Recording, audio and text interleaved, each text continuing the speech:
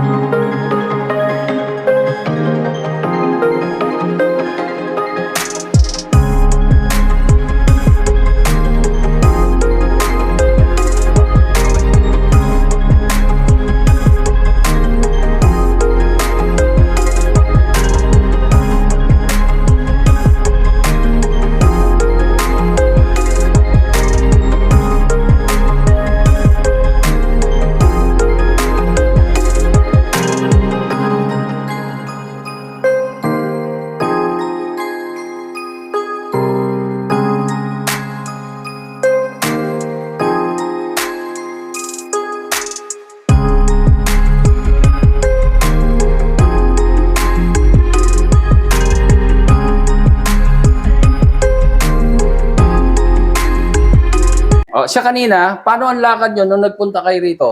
Sige, pakita nyo yung paano ang lakad nyo. Paano, ganyan? Nag-aalanganin ako, Dok, kasi, Ganyan? opo, Ganyan ha? Ganyan lang? ayan Sige, talagang, balik ko kayo uli. Paano ang lakad nyo? Gano'ng kahina? Yan lang ang pinakamabilis nyo. opo, gumaganyan talaga ako. Oo, Nung, tapos may tungkod pa kayo, di ba? Minsan nagtutungkod kayo? opo, talaga nagtutungkod po ako, Ano? Dok. Nakalimutan ko lang kanina dahil nagmamadali na Oo. kami. O ngayon, sige, lakad nyo. Tapos na tayong therapy. Sige, unang session natin to, di ba? Sige, lakad nyo. Pinakamabilis nyo. Baka ako'y madulas naman, kaya Oo. ingat na ingat ako. O, sige. O, kung gusto nyo, subukan nyo tanggalin. Isang ano lang. Mag-iyak ako. Oo, nadudulas kasi. Sige, sige. O, kung pinakamabilis. Kaya nyo bang mag-jogging? Medyo kaya na rin po. Oo, kaya na. O, di ba? O, isang ganun lang. O, Yan. okay, ha? O, balik ulit. Balik na lang, ha? O, sige. O, sige, chinelas na kayo. Ito na. Okay na yun, yung pinakita nyo. Hindi pwedeng hindi babalik, ha? Kasi may problema pa siya. Nakita mo naman kung gano'ng problema, di ba? Pero ano, masaya ba kayo? Kasi nasaktan kayo, eh. Ay, masaya naman po ako, Dok. Sana tuloy-tuloy na itong nararamdaman kong ito. O, so keep praying lang kasi tayo, ano lang naman, di ba? Naawa. Eh, mukhang magde-develop tayong maganda naman, eh, Sana no? naman po. Sa unang session pa lang, eh, ang dami nyo na alam ko, yung mga pinuntahan na rin kayo, di ba? Ano, masaya ka ba? Surprise. Na-surprise ka. Kasi alam ko, dinadala mo siya sa ospital, di ba? Sa buka. Hospital po talaga. Authority nung Halos- para sa hospital. Ipagpasalamat niya, may babait kayong anak ko, inaalagaan kayo. Nakita niyo yung sa cancer, importante ba yun o hindi? Importante po. O, nakita niyo, paliwanag ko sa kanya, kaya inaano ko kayo sa VIP, ha? Kasi mabigat ang breast cancer at hindi ko tiyak kung siya, kaya lumala yan. Baka may nagtitrigger na humina na yung sa cancer, ha? Sa breast cancer. Pero kung mag-isip kayo, sa susunod na lang mag-VIP kayo, ha? O yan, nakita niya, narinig ka kung yung tinuro. Ha? Paghahandaan po yung VIP. Oo. Huwag muna kayong babiyahe sa Australia, ha? Ay, hindi po. Kailangan gumanda muna yung katawan nyo, ha? Iyang sakit niya yan, pangkaraniwan lang sa amin yan. That's our daily affair. Ang na-therapy ko ng ganyan, hindi lang sa, siguro, 1,000. Opo. Eh, sabi naman din po sa amin ng doktor, parang sa age nila, talagang normal na. Eh, pero, ang ano lang po sa amin, magkakapatid is, sabi, pwede kasing mamana. Oo. So, Oo. Pero anyway, ganito gagawin natin ha. Ewan ko kung kaya ko ha. Kasi sabi niyo may apo pa kayong 3 years, di ba? Opo. Titingnan ko, palalakasin ko kayo. Pero kung pa, palakas pa susunod kayo sa akin ha.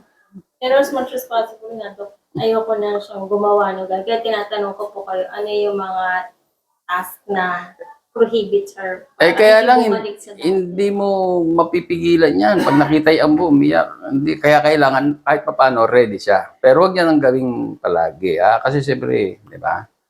O, gawin na lang yan ng para. Pero kung sakaling hindi maiwas, makakarga nyo, palalakasin ko kayo, susunod lang kayo sa akin. Ha?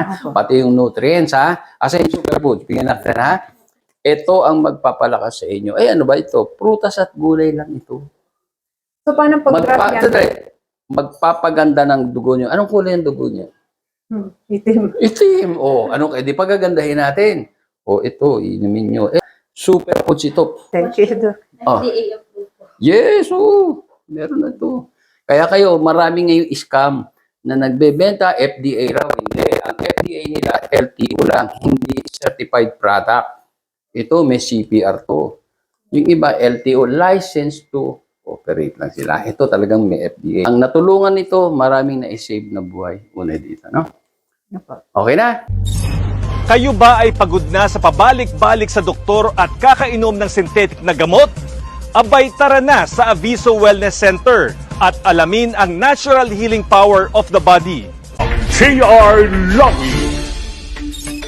Ang lahat ng tao ay nabiyayaan ng natural healing power. Ito ang prinsipyo na pinalalaganap ng Aviso Wellness Protocol na pinangungunahan ni Engineer Ismael Aviso.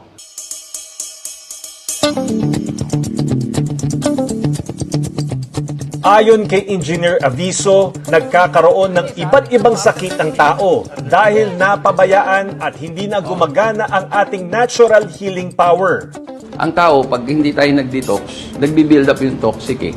Kasi dapat ang tao, para maganda ang katawan natin, maganda ang daloy ng dugo, merong nutrients na kailangan sa atin. Malaking bagay ang diet o kung ano ang ating kinakain para gumana ang ating natural healing power. Kaya dapat ang kinakain natin, prutas at gulay, 90 to 95%. 5 to 10% lang ang karne. Pero hindi ko sinasabing masama ang karne. Kailangan yun, pero kailangan ko konsumahin natin. Kasi pang-build up ng muscle yun eh.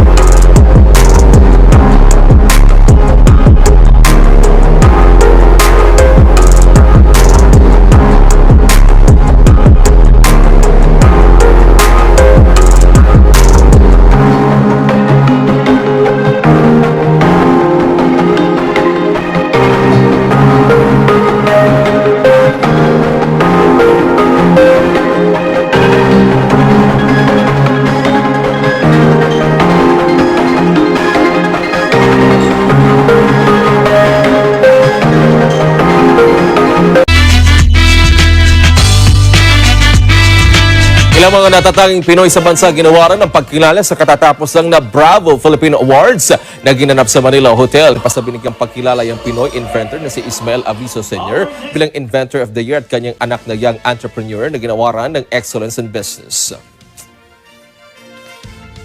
First of all, I'm very thankful sa na binigyan tayo ng pagkakataon ni Bravo Filipino na maging part of awardee of this year to be Excellence in Business. So I'm very happy. nakasali yung business namin dito. Nagpapasalamat ako maraming. Una sa Diyos, siyempre. Pangalawa, sa mga organizer nito, nakilala nila yan. Lalo-lalo na sa panahon ng pandemic. Ano?